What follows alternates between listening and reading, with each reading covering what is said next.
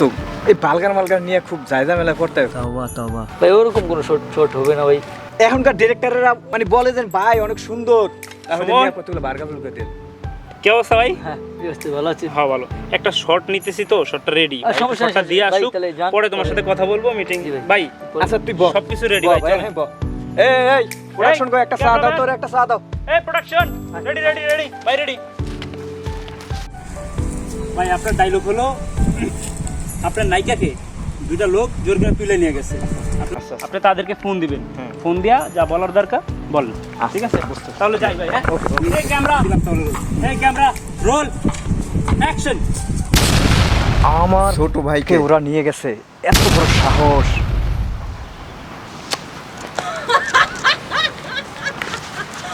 hello Iqbal,